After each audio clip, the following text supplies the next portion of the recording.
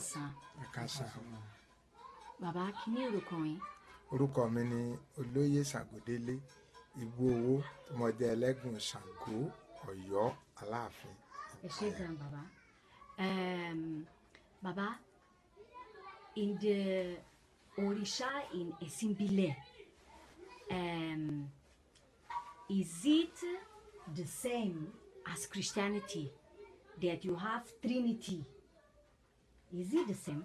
That you have like 1, 2, 3, Olódùmarè, you know, that you have a Trinity like Trinity. Is it the same? Wọ́n ní ní ilẹ̀ Yorùbá sí àwa náà gbàgbọ́ pé ẹ̀yà Olódùmarè mẹ́ta ní ibẹ̀ bíi tàwọn Christian, like Holy Spirit, wọ́n ní Ọlọ́run the Bàbá, Son.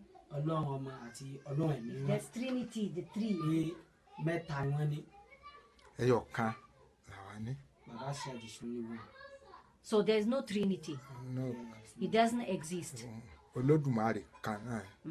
And who is next to Olódùmarè? Wọ́n ní ta ló tún kú lẹ́yìn Olódùmarè, ta ni ó súnmọ́. Tó sún mọ́ Olódùmarè, Obàtálá. Obatala. What about all the Orishas? Are they the same, or they have one is more important as the other one? Wọ́n ní bó àwọn òòṣà yòókù pé sí wọ́n jọ wà bákan náà ni àbí àwọn kan tó ń ju àwọn kan lọ. Gbogbo wọn ni wà bákan náà. Shared all the same. Ok? So eu perguntei ao Babá se dentro da religião tradicional Yorùbá se havia também o conceito de como é que se diz, Trindade, o conceito de três, em português acho que é Trindade, como há na religião cristã, na tradição cristã.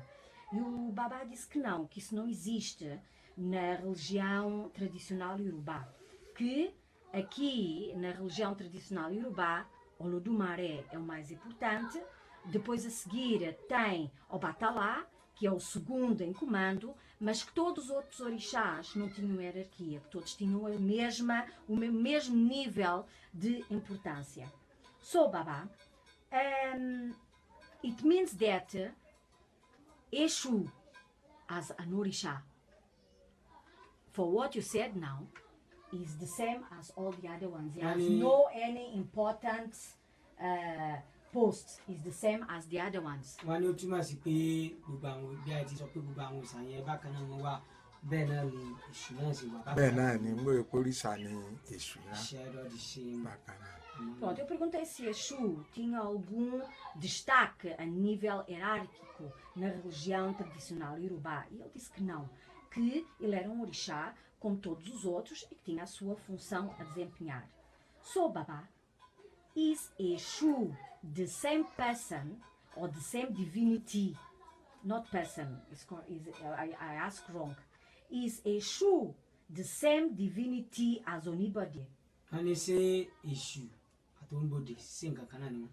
Ọ̀tọ̀ọ̀tọ̀ ni wọ́n ń ṣe kankan náà. Shared they are not the same. They are different. Wọ́n ní different. Pronto. Who is anybody? Wọ́n ní ta ni Oníbodè. Oníbodè ó ní àwọn máa lọ gba àṣẹ lọ́dọ̀ rẹ̀ kan tó wálé ayé. Is Oníbodè is Oníbodè giving ìpín to the people. To the Ashe, the Ipin, destiny. Yeah. The Ipin, Baba. The Ashe of the Ipin. So, Onibode, a pergunta que eu fiz foi se Exu e Onibode eram a mesma pessoa. A mesma pessoa não, a mesma divindade. Peço perdão. Ele diz que Exu e Onibode, que não são a mesma divindade. Que Exu, que Onibode, a função dele é dar o Axé para o destino da pessoa quando vem à Terra. And Baba, what is Exu? Wọ́n ní kí ni ń jẹ́ Èṣù. Òrìṣà ni Èṣù.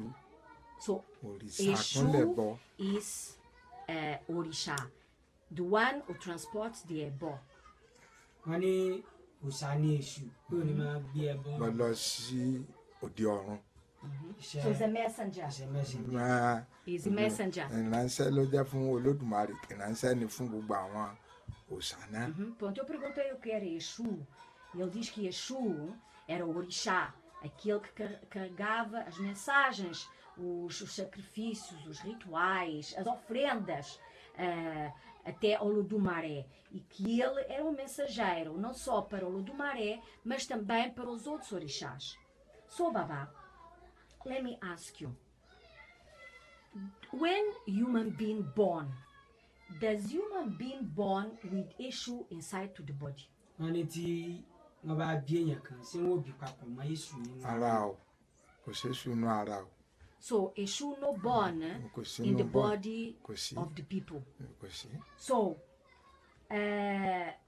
the life and the movement of the human being is given by who? wọ́n ní ayé èèyàn àti gbogbo nǹkan èèyàn pé ta ni máa fún yàn ẹ̀mí èèyàn pé ta ni máa máa fún yàn. fún yàn Olódùmarè. Olodumare. So the life, the soul, the movement is Olodumare who give it. Yeah. It's not issue. It's not issue. Asking. wọ́n ní ẹ̀mí èèyàn gbogbo nǹkan èèyàn Olódùmarè ni máa fún yàn kì í ṣe èṣù iṣẹ́ òdìyàn. Pronto. Eu perguntei se o ser humano quando nasce já nasce com um Exu dentro do corpo. Ele diz que não, que o ser humano não nasce com Exu dentro do corpo. E que quem dá a vida, a alma, o movimento ao ser humano, que não é, que é Olodumare. So Baba, thank you very much. Okay. Ela chegando.